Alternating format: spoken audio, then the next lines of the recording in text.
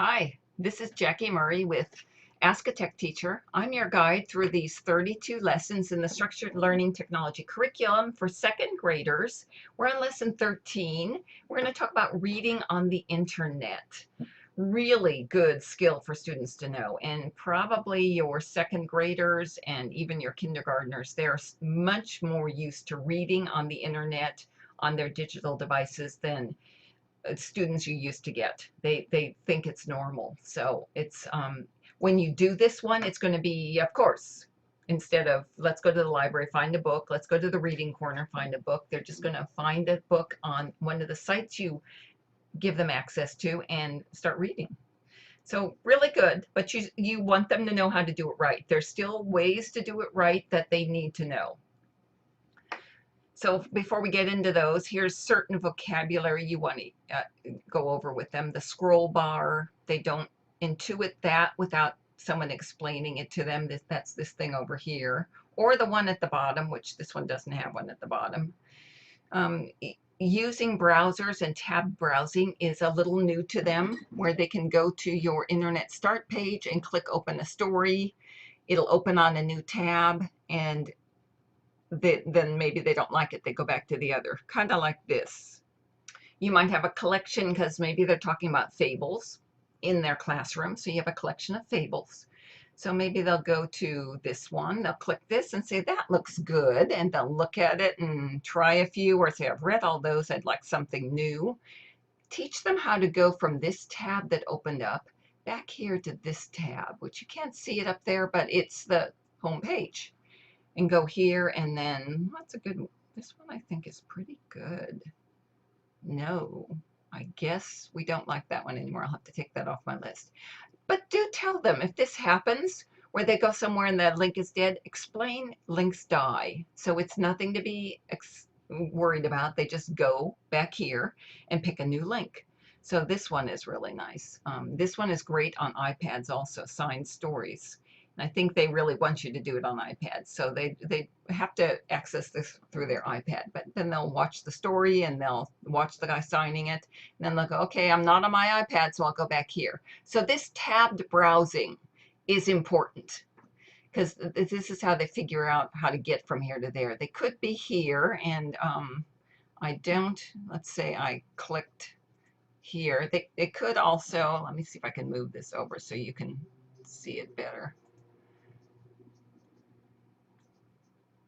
This back arrow too, right here. So if they go to tabbed browsing and the tab doesn't work, the back arrow is another good way to do it. Okay, it was in the site, so the tab browsing doesn't work, but the back button does.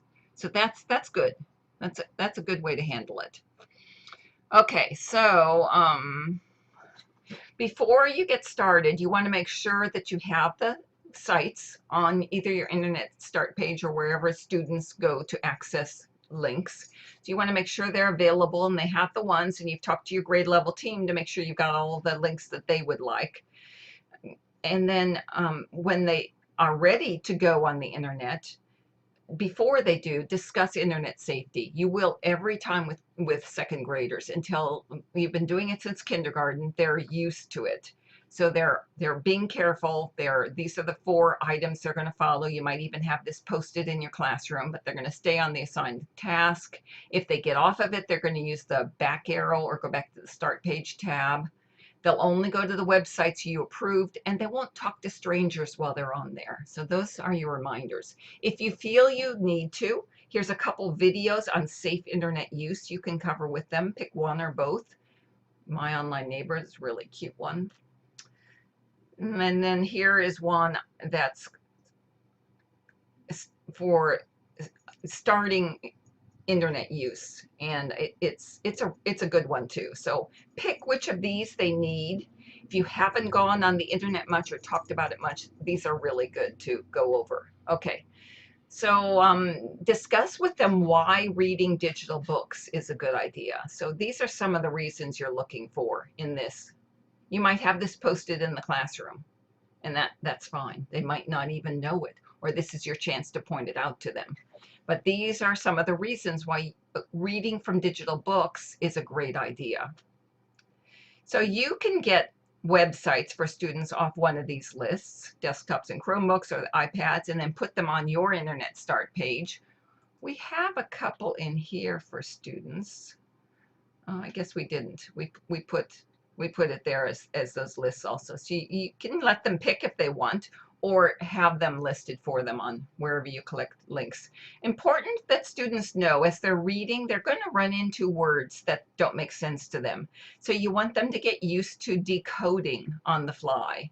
So they find a word and they go to one of these sites automatically to decode it, or they'll right click on it and it'll come up with definitions, or you have an extension on your Chromebook that does it for them, that automatically comes up with a definition so they can keep moving. Whatever you pick, it should take them no more than 30 seconds to access the site, look the word up, and move on, because otherwise they forget what's going on in the story. So you want this decoding to be quick. First time it won't be, but as they get more used to it, it will just be the way they do things. Just like with you, maybe, when you hear something you don't understand or doesn't make sense, or you doubt its veracity, you might automatically pull out Google and look it up really fast. Now, you don't want to spend more than a minute or two, but you want to look it up and find out. You want that curiosity for the students as they're working on words. Here's an article for you on how to encourage close reading. Okay, and notes you can take on how this lesson went with your students. Let's see if I've got anything else in here for the students. I don't think so. All right. All right, guys, that's it. Let me know if you have questions. Go to the discussion board and post them for me. I'll get back to you within a day or sooner if it's real important. You can let me know in an email. And I look forward to seeing you next week. Have a great week. Bye.